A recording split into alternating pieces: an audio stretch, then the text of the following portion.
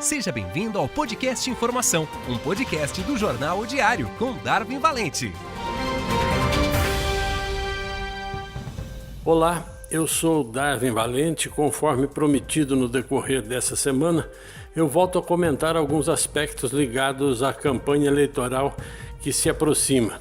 Este ano, nós teremos eleições para prefeito, vice-prefeito e vereadores, e o Tribunal Superior Eleitoral já definiu algumas regras a serem seguidas por candidatos, meios de comunicação em geral e pelos eleitores em relação à publicidade no período de campanha. Segundo o TSE, a propaganda eleitoral só será permitida após o dia 15 de agosto, mas não poderá envolver o pedido explícito de voto. É uma coisa interessante até essa decisão do TSE, porque a legislação em vigor não considera propaganda eleitoral antecipada o anúncio de pré-candidaturas ou a exaltação pelo pré-candidato de suas qualidades pessoais, mas sempre com um lembrete. É proibido pedir voto para o eleitor, ou seja, o candidato pode dizer eu sou o melhor, eu sou isso, eu sou aquilo, mas não pode dizer quero contar com seu voto nas próximas eleições.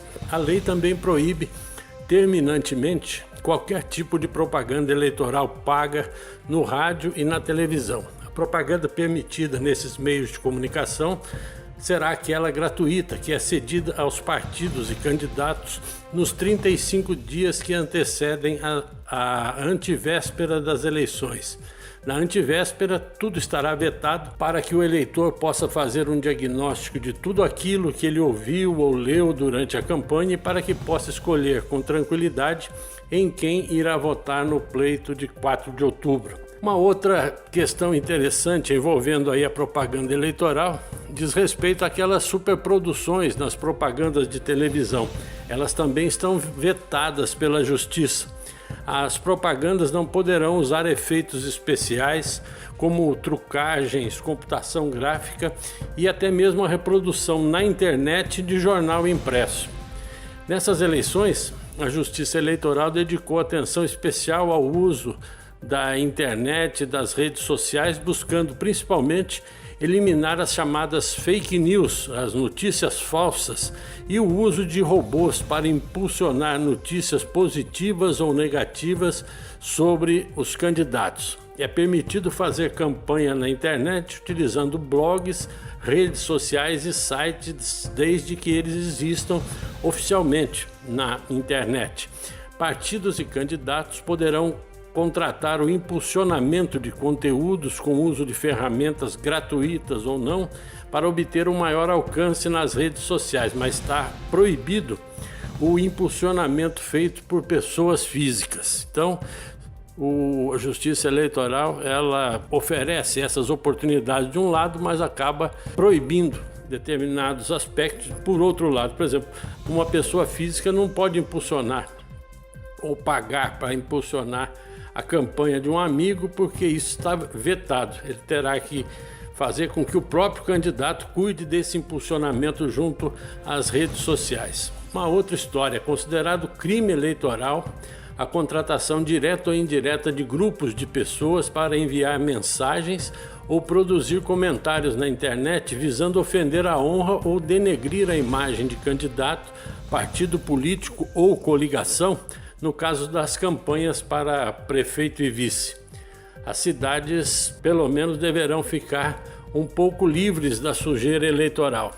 A legislação em vigor determina que está proibido fazer propaganda de qualquer natureza, incluindo-se aí as pinturas, placas, faixas, cavaletes e bonecos em locais como cinemas, clubes, lojas, centros comerciais, templos, ginásios e estádios, mesmo sendo todos eles de propriedade privada. É uma forma de se impedir os verdadeiros abusos que aconteceram em campanhas passadas, quando praças foram tomadas por cavaletes de candidatos, calçadas e tudo mais. Enfim, a legislação busca colocar um pouco de ordem nessa confusão que geralmente acaba acontecendo, principalmente numa campanha de característica municipal como essa que vai começar em breve. Essa proibição vai também ainda mais além e alcança postes de iluminação, postes de sinalização de tráfego, viadutos, passarelas, pontes e até paradas de ônibus, assim como árvores, cercas e muros em geral. É incrível, mas durante as eleições passadas a gente viu muito candidato pregando placas de propaganda em árvores de vários pontos da cidade, com pregos enormes, machucando a vegetação e dando uma demonstração para o eleitor do que ele vai ser capaz de fazer caso seja eleito. O que a lei permite: é possível levar bandeiras para as ruas desde que não atrapalhe o trânsito de pessoas ou de veículos. Também é permitido colar adesivos em carros, caminhões, bicicletas e janelas de residências. Já envelopar o carro, ou seja, cobrir totalmente o veículo de adesivos, está proibido pela legislação em vigor. No máximo, pode ser adesivado o para-brisa traseiro, desde que os adesivos sejam microperfurados. Isso para facilitar também a visão do motorista que cola esses adesivos no para-brisas de trás do carro. Lembram-se dos tradicionais brindes, como os chaveiros, bonés, camisetas, canetas, agendas, cesta básica e o diabo a quatro, pois tudo isso está proibido durante a campanha eleitoral deste ano. Se vai haver fiscalização para tudo isso é uma outra história, mas aí os próprios candidatos poderão fazer a denúncia de seus adversários através dos mecanismos que a Justiça Eleitoral estará colocando à disposição de cada um deles. A propaganda em outdoors, inclusive nos eletrônicos, também não vai poder ser realizada, assim como o funcionamento de alto-falantes e amplificadores após as 10 horas da noite. A propaganda barulhenta só poderá ser feita entre 8 horas da manhã e 10 da noite, ainda assim, a mais de 200 metros de distância das sedes da Prefeitura, Câmara, quartéis, hospitais, escolas, bibliotecas públicas, teatros e igreja, principalmente quando estiverem em funcionamento. E atenção, aquele pessoal que espera pela campanha, sonhando em ganhar algum dinheiro como cabo eleitoral. A contratação dos cabos eleitorais vai ser permitida, mas terá de respeitar alguns critérios, baseados principalmente no número de eleitores de cada cidade. Isso é uma regra que ainda deverá ser especificada pelo Tribunal Superior Eleitoral antes do início da campanha propriamente dita. Os comícios eleitorais, lembram-se deles? Estão fora de moda realmente, mas os legisladores que ditaram as regras para as campanhas não se esqueceram deles. Ficou estabelecido que os comícios com aparelhos de som serão permitidos entre 8 horas da manhã e meia-noite, com exceção do comício de encerramento da campanha, que poderá se estender até as 2 da madrugada. Quem vai aguentar ficar até 2 da manhã para assistir esses comícios vai ser difícil da gente encontrar. Mas existe um detalhe, e é por isso que eu fiz esse comentário. Os comícios não poderão contar com atrações extras, como artistas em geral. Os chamados showmícios estão proibidos pela legislação em vigor, assim como a apresentação isolada, remunerada ou não, de artistas com o objetivo de animar as reuniões eleitorais ou até mesmo essas reuniões públicas dos candidatos às futuras eleições. Os abusos às regras já custaram caro demais a políticos de Mogi das Cruzes. É bom lembrar que uma entrevista concedida pelo então candidato Francisco Ribeiro Nogueira, Chico Nogueira, a uma emissora de rádio local fora do horário estabelecido pela legislação em vigor naquela época, resultou num longo processo que quase lhe custou o mandato. Chico Bezerra morreu antes que a questão judicial envolvendo esse fato fosse resolvida apenas no Tribunal Superior Eleitoral. Padre Melo era prefeito e pôde comemorar o resultado positivo do julgamento no TSE depois de uma verdadeira batalha jurídica que se estendeu durante anos após a posse de Chico e de Mello.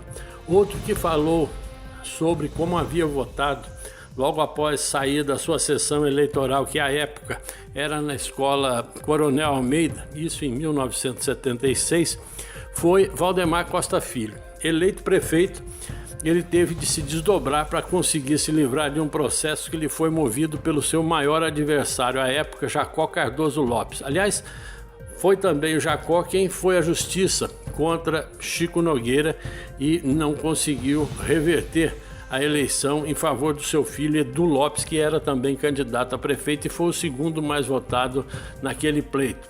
Perdeu as duas ações, mas os abusos custaram muito caro aos eleitos, que permaneceram durante muito tempo sob o risco de perderem os mandatos conquistados pelo voto nas urnas. E para terminar a semana, uma notícia que me deixou, confesso, impressionadíssimo assim que tomei conhecimento dela no site oficial do governo do estado de São Paulo.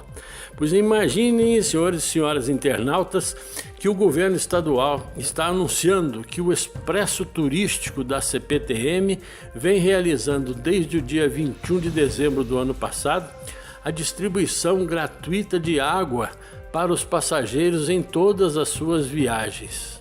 Ué, mas isso não deveria ser alguma coisa normal numa composição que conduz passageiros especiais, pagando uma tarifa igualmente especial, mais cara, evidentemente, para visitar Mogi e outras cidades com algum atrativo turístico? Pois o site oficial informa que tal iniciativa de fornecer água gratuita para os passageiros, que começou na véspera do início do verão, é resultado de uma parceria entre a CPTM e a Companhia de Saneamento Básico do Estado de São Paulo, a Sabesp, e visa, segundo o site, dar ainda mais conforto nessas viagens especiais. Será que antes disso não havia sequer água para os passageiros nessas viagens do trem turístico? Só para lembrar, o expresso turístico leva os passageiros à vila de Paranapiacaba, a Jundiaí e a Mogi das Cruzes, a bordo de uma locomotiva da década de 60 que relembra os velhos tempos da ferrovia. Os bilhetes são vendidos das 9 às 18 horas todos os dias nas bilheterias das estações da Luz e Prefeito Celso Daniel, em Santo André. O preço unitário da passagem é de R$ 50 ida e volta, excesso para o embarque na estação Prefeito Celso Daniel, em Santo André, com destino a Paranapiacaba, que sai por R$ 44. No entanto, na compra de 4 passagens, diz aqui o site do governo do estado, os descontos podem chegar até 25%. E mais um detalhe: não vai ser neste mês que os visitantes das atrações turísticas de Mogi poderão tomar água de graça no trem expresso. Isso porque, pelo menos até o dia de ontem, não havia uma única viagem marcada para a nossa cidade durante o mês de janeiro, que já está se aproximando do seu final.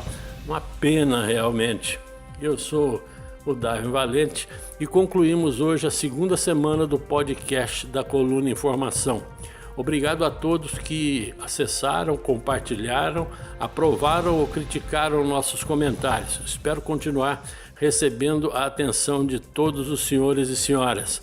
E a partir da próxima semana, os leitores poderão contar também com a Coluna Informação de volta à edição impressa do seu jornal O Diário de Mogi. Até lá, amigos! Você acabou de ouvir Podcast Informação, um podcast do jornal O Diário com Darwin Valente. Até a próxima!